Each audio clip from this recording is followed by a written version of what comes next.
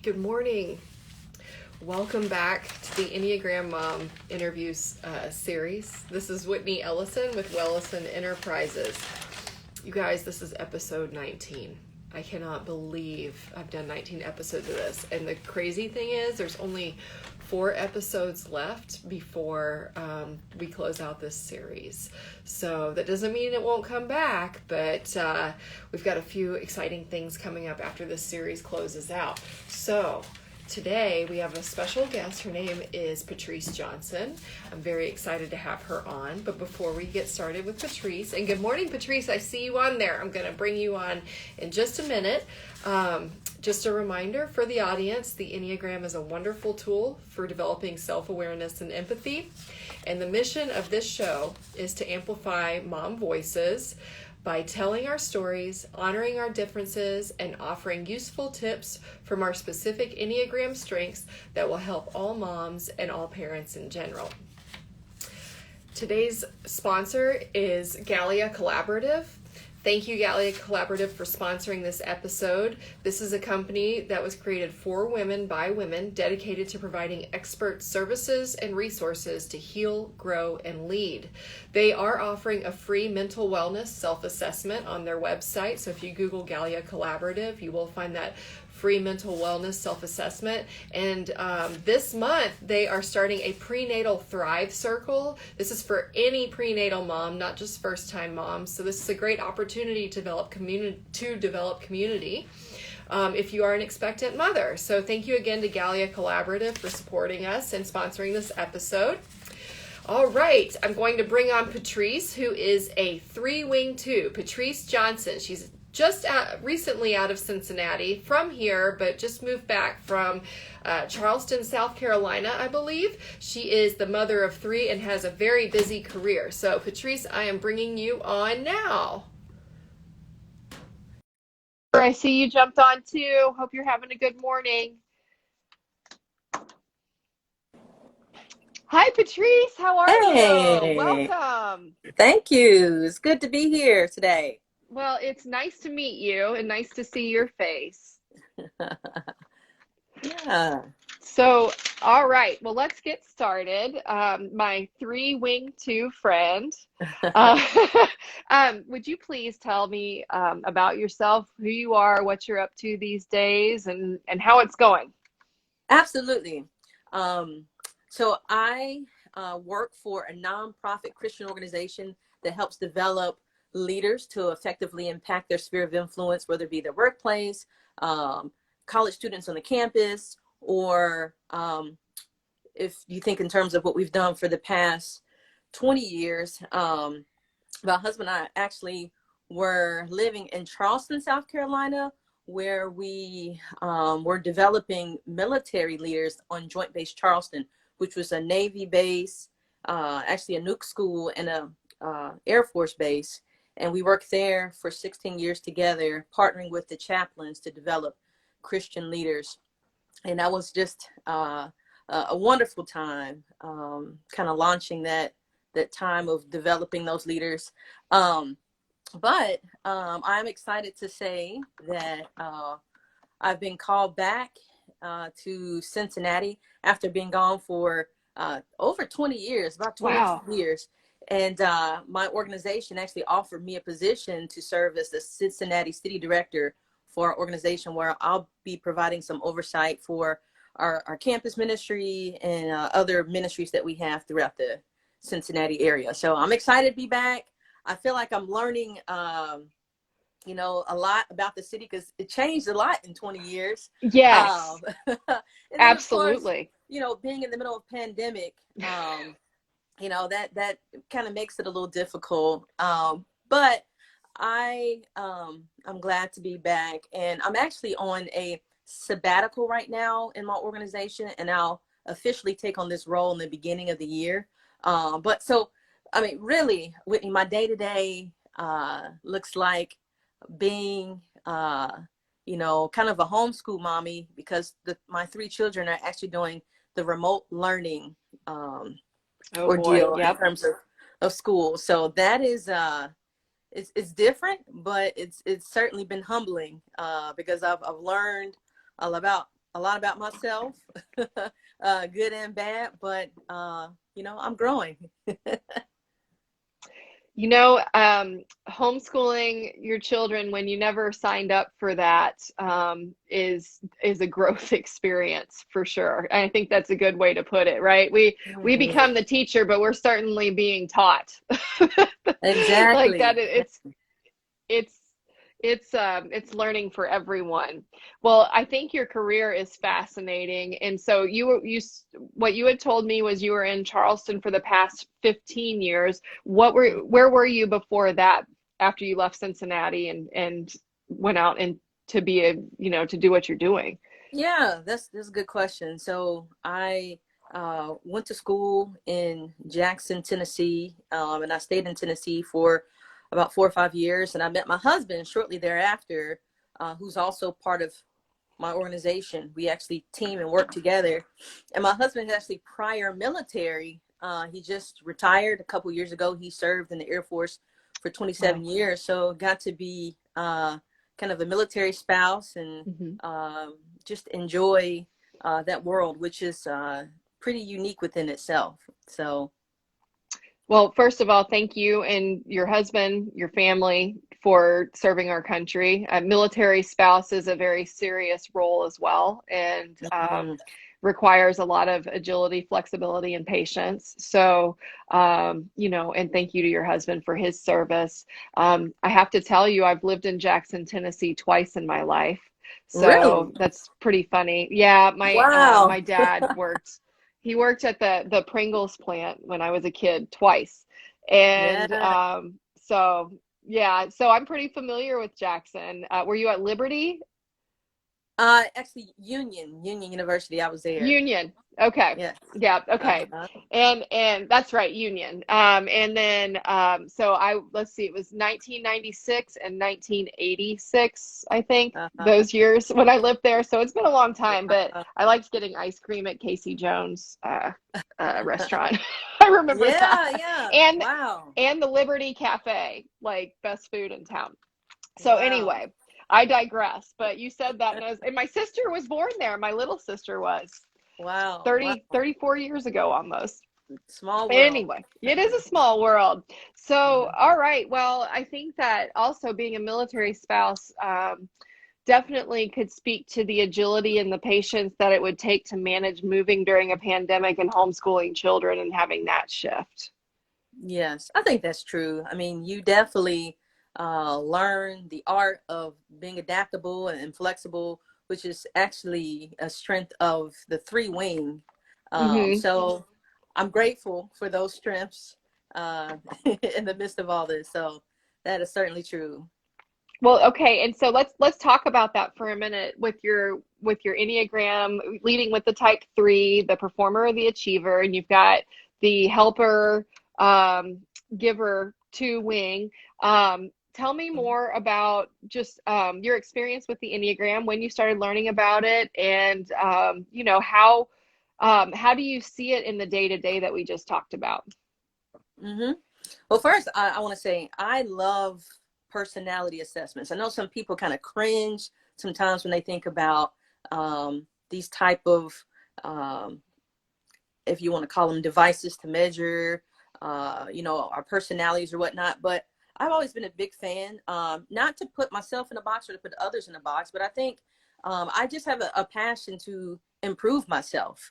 And so for years, I was big into the Myers-Briggs. Mm-hmm.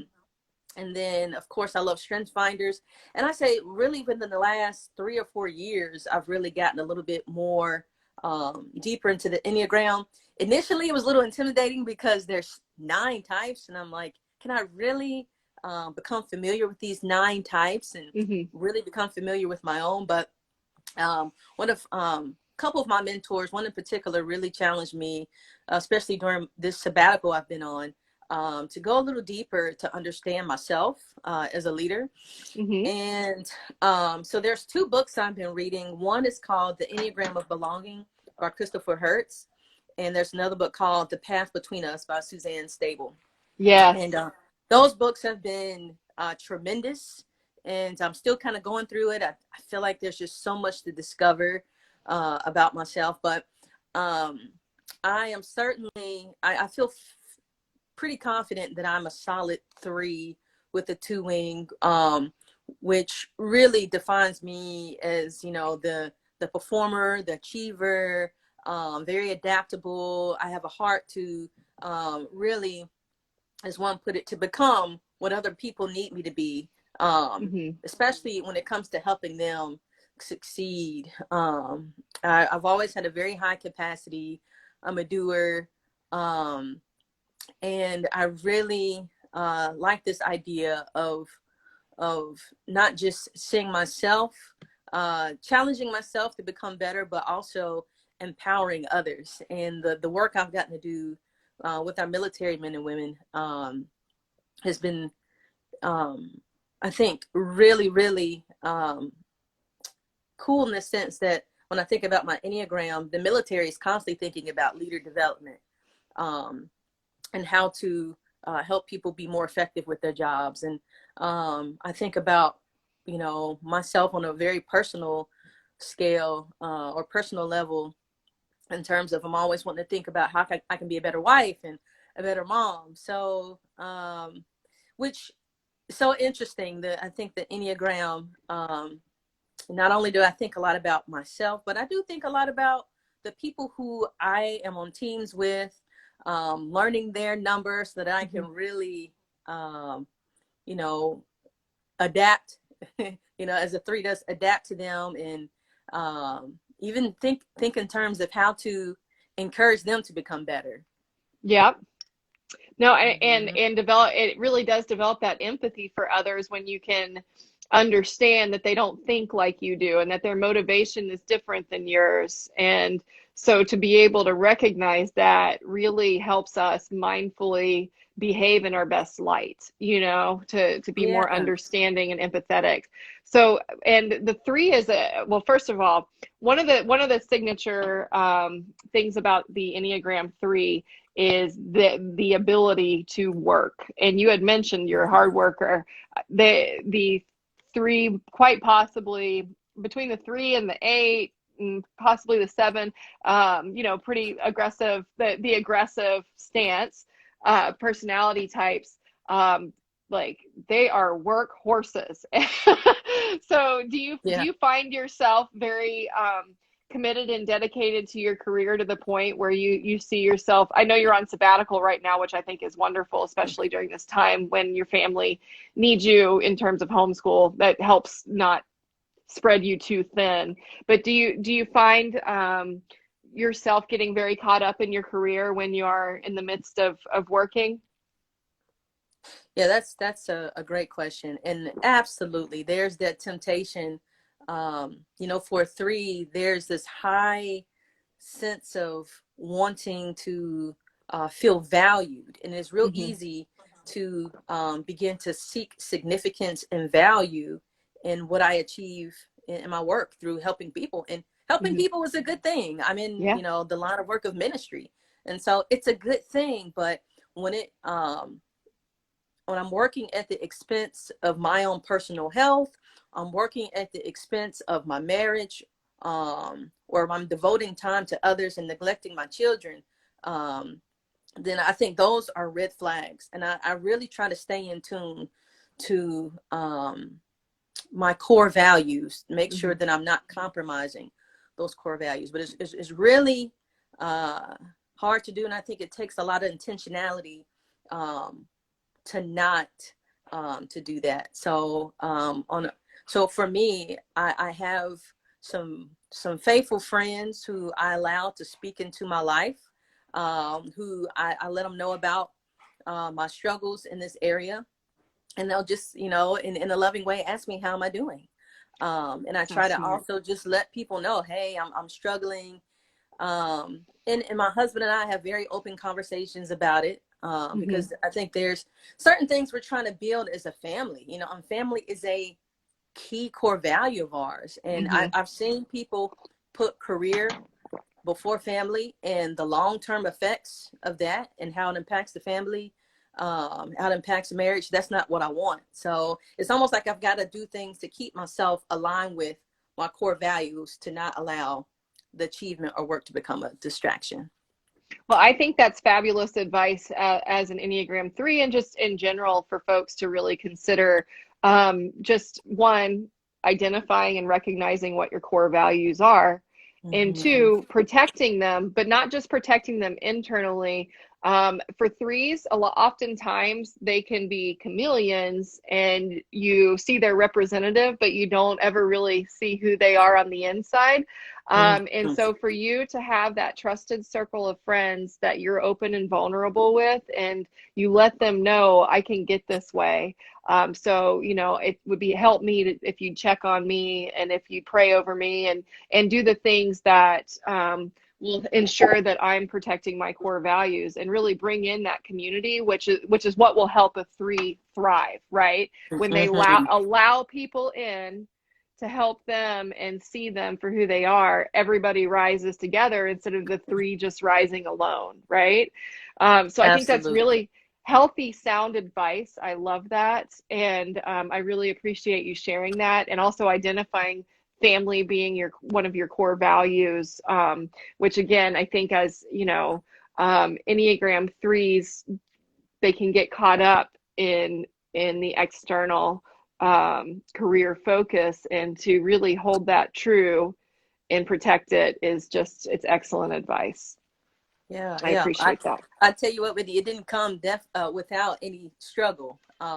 So it's not easy to get to that point, like you communicated. Threes are so good at adapting to their environment. I am the oldest out of all of my siblings, and so I think even with birth order, there's always kind of this pressure or this even this instinct to try to figure out how I can make sure everybody's okay. I was brought up in a single parent household, and so there was a lot of adapting to where my mother was in order for there to really just to do what I could to make sure there was peace and stability in the household. So I feel like I was constantly adapting to her and her emotions, trying to be the good big sister. And so that's in me to like ignore what's going on inside of me for the sake of protecting others. So so lots of work. Well, it is. And everybody's experience with the Enneagram is such a journey. And that's what I love about this is I like personality tests too, but what really spoke to me about this, and maybe this is the case for you, is that this is based on motivation.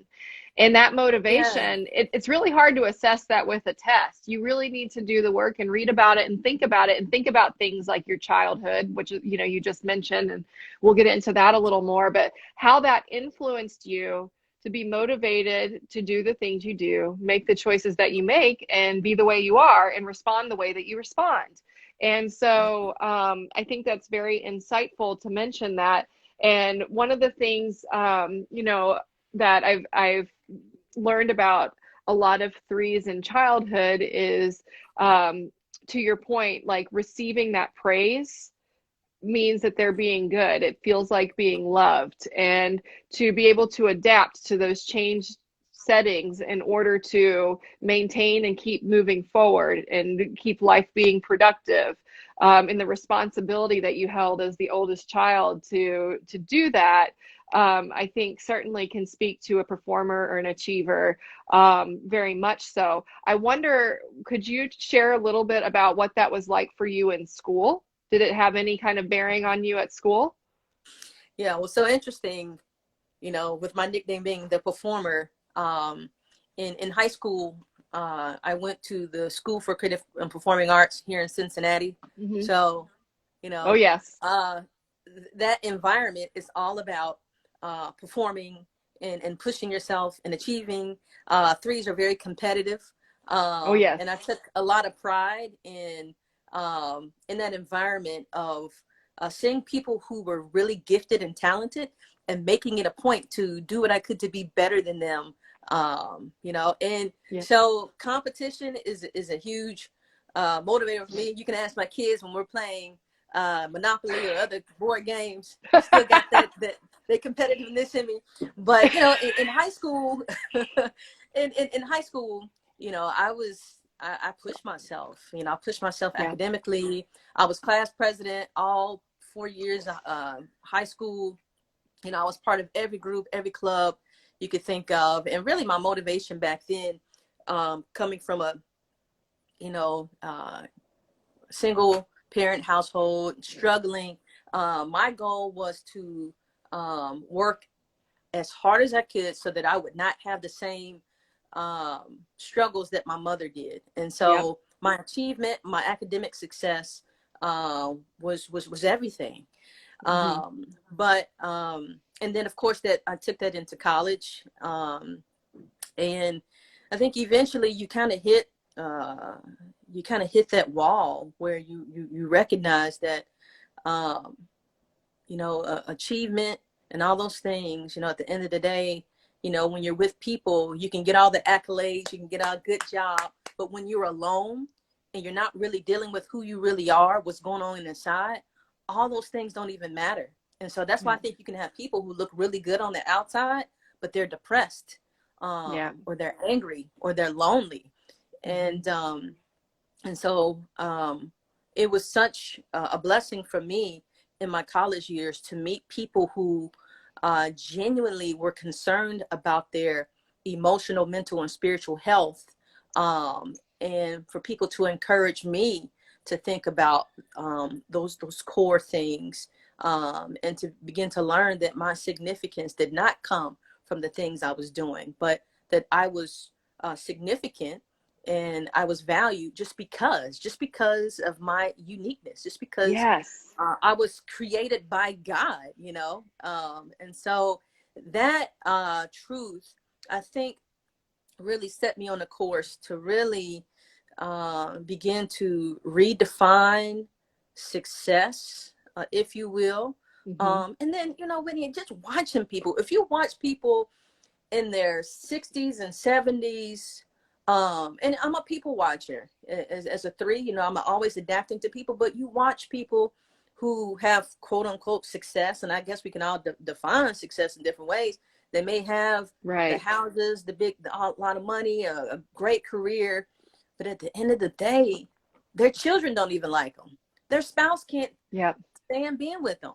And so I feel like it really put me on a course in my 20s, to really think about things. And I'm very grateful knowing how I'm wired that I was able to, at a young age, begin to think about these things. So yes, and I think that, to your point, very fortunate that you figured that out at a young age, because most people, it can take a lifetime. So this message is very important, and it's a signature event that happens to threes at some point or another, where they arrive at this space where they realize, I don't know who I am anymore, and they feel empty and alone. And I hope and pray that that doesn't happen to people that lead with the three motivation, but it often does, because they hit that pinnacle in their mind, that external pinnacle, and all of a sudden they're like,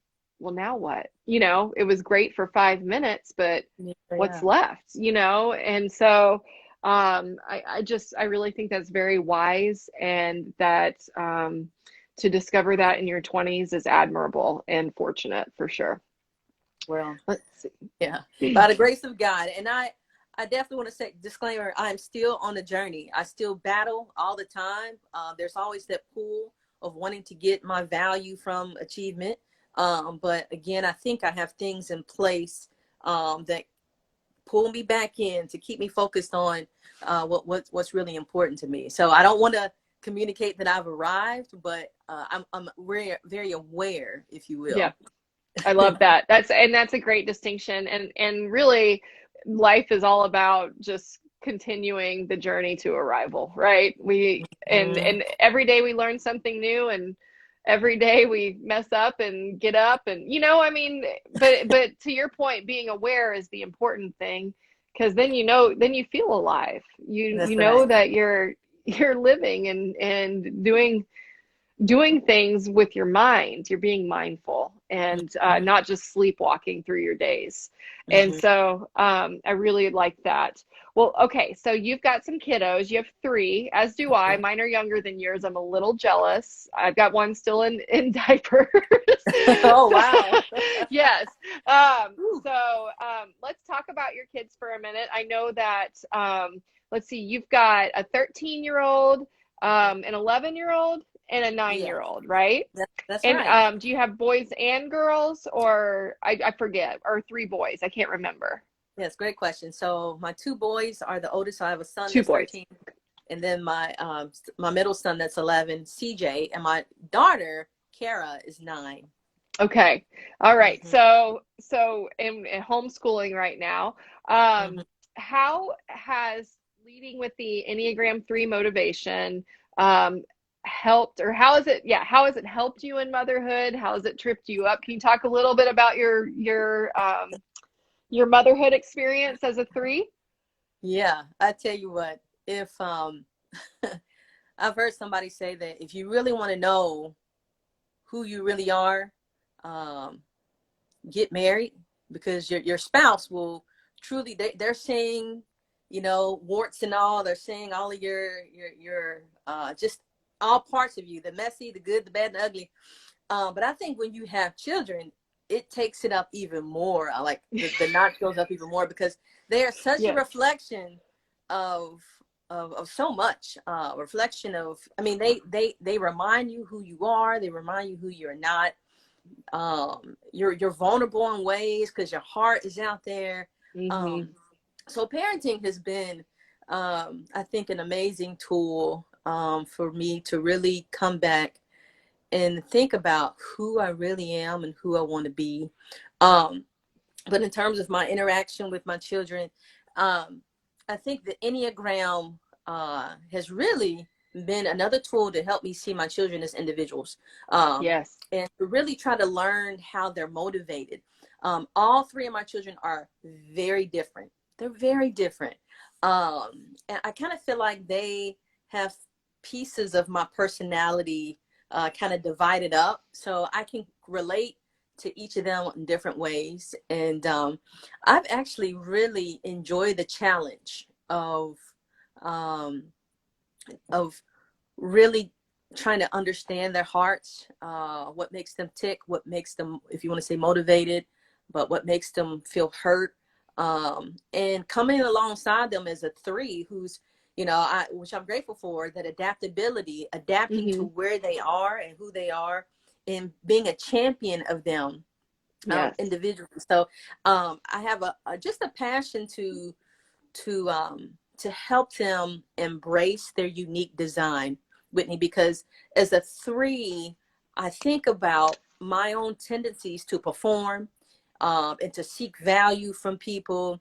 And I never wanted my children to have to feel like they had to somehow fight for my affection, fight for my approval, but to let them know Mm-hmm. that I love you and I accept you just the way you are. And the things that are in you that are not so good, guess what? I'm going to walk alongside you every step of the way. I'm going to be there for you. I'm going to help you become a better person. And so that uh, really, really just is a fun challenge for me. And I make a commitment with my children. I call them mommy, daughter, mommy Sundays, where at least once a month, and sometimes I get the opportunity to do it a couple times a month, where I take one child and I spend time with them. They Yep. get a whole half day with mom, where we go get their favorite dessert. We go to a park here in Cincinnati.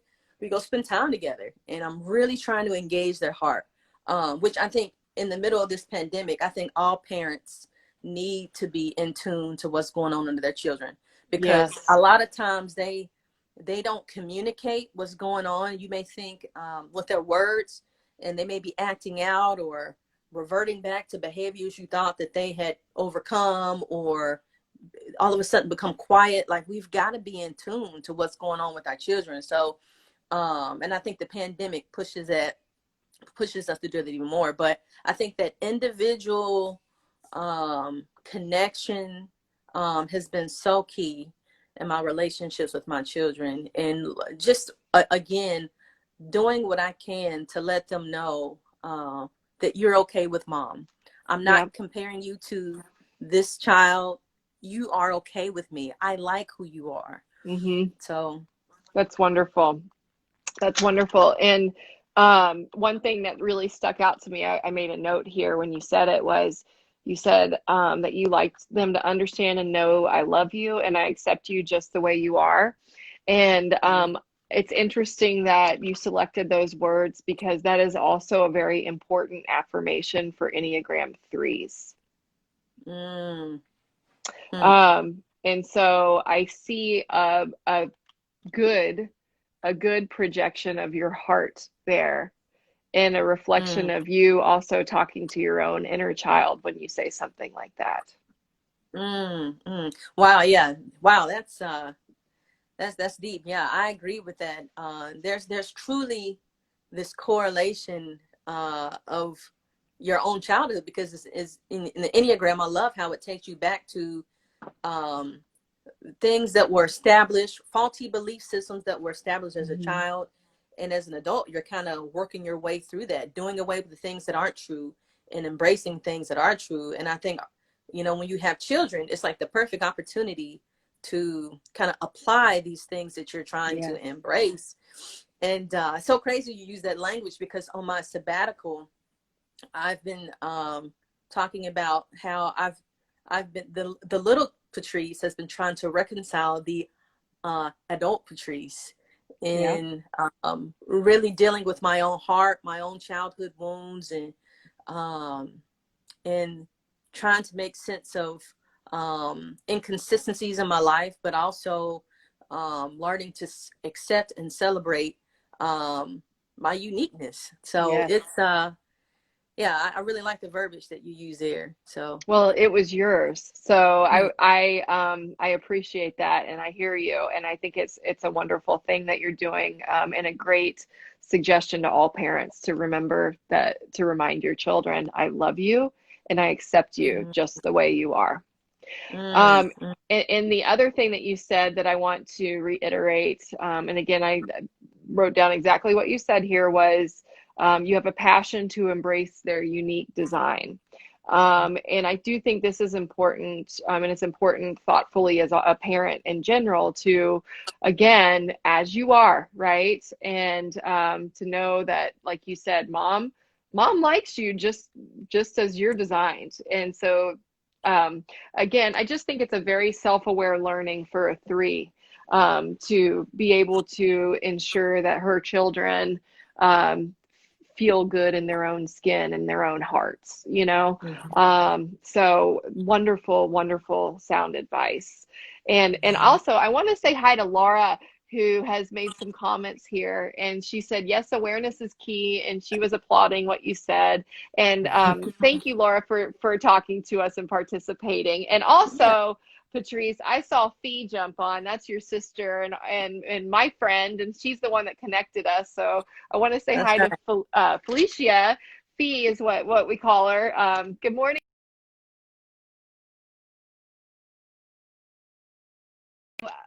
Along with with what I've already noted that you shared, which, wonderful wisdom, I wonder what other parenting suggestions from your experience with your children you might share that speak to your Enneagram strengths. Hmm.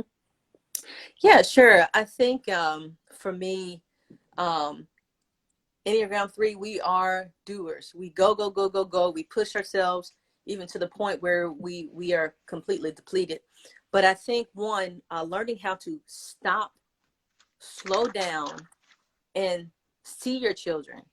And I Mm-hmm. think in order to do that, it takes intentionality to, for me, who, I mean, my line of work is not just Monday through Friday where I have things going on. A lot of times my connection with people that I'm mentoring or counseling is on a weekend, but Mm-hmm. protecting my schedule where I'm letting people know that, hey, these days, these times are my family time. These are times that I spend with my children, and really trying to protect it. So stop, slow down, see them, and protect that time. And Mm-hmm. so, and I think our children, will recognize that, because I think it's real easy for threes to be multitaskers, and for threes to also be very task oriented. And I think they can make people feel like projects. You know, people have told me that Yeah, before. that's interesting. Yeah. You know, when they sense that you've got all these things going on. And so one of the things I've really been working on when I'm with my children, or even with friends or my husband, is learning how to be fully present Mm-hmm. when I'm with people. And I really like that. I mean, it's such a challenge, and I think I'm still trying to figure out exactly what that means. But to be fully present with my children, you know, I see parents sometimes, and this is not to knock anyone, but I see parents pushing their stroller or at the park, and they're on their phone, or they're playing it, you know, they're on social media. I'm like, that Mm-hmm. defeats the purpose of really having that quality time. And so, really dealing with that tendency of mine to want to multitask, but to be fully present with my children, because I think they know when mom is really listening. Mm-hmm. You know, I can think about the times where my children are like, mom, I just said it 2 or 3 times. And I'm like, oh my goodness, I'm really am all over the place. Like, I don't want to be that type mom. I want to Yeah. learn how to engage, whether that means making time for me, you know, not to be on my phone at the dinner table, not to have my phone. When we go out Yep. to restaurants, my children, you know, they say, can we play with the phone? No, we're going to talk. We're going to sit and just enjoy each other. So I think implementing those type of practices to just be fully present with one another, I think will really, I think it really does something to the parent relationship. So. Yes, and you know, it's interesting. I know right now for me during this crazy pandemic time and what it's done to working moms, especially, and I say working parents too, because dads have been hit hard too, and I don't want to leave them out. But my experience as a working mom, trying to juggle work, the baby, 2 older children, 6 and 8, you know, functioning household, managing the household. Husband's working as well. He's juggling with me. And our brains, to your point, the multitasking, our brains are just swirling constantly. And Mhm. I can be looking my child in the face and she is asking me something and I am not there. Because my brain's already thinking about what I need to get at the store and how I'm going to get there without the kids or Right. whatever, you know, whatever it is. Like my mind is just constantly in a different plane. And so Right. to your point, like finding that center and being present with your child and being intentional about it. I like the idea of getting out the calendar and just blocking Yeah. time where you're like, this is it. This is, you know, I may not be completely present 100% of the time because I got stuff going on, but I am going to intentionally mark this out where my full mind, body presence is with my child. That's right. And it is a discipline and attention. So I love that. Can you hear me okay? I just saw the wheel spin for a second. Can you hear Hmm. me? I can hear you. Uh-huh. Okay, good, good. Okay, great. So I'm going to drop a few takeaways that you had shared, and then we will wrap this up. But just learning how to stop, slow down, and see your children. That was a wonderful recommendation. Protecting your schedule with family times, also excellent. Um, Mhm. and I love what you said here about being a 3, that I think is a very powerful statement, that you have to be careful about not making people feel like projects.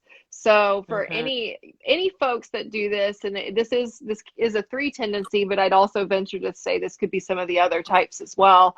Mhm. Being mindful of that and being present and not being in that future place of your mind as you're with them and making them feel like a project. So I think that's really, really great advice. And again, going back to what you said earlier about the way that you want your children to feel, I love you and I accept you just the way you are.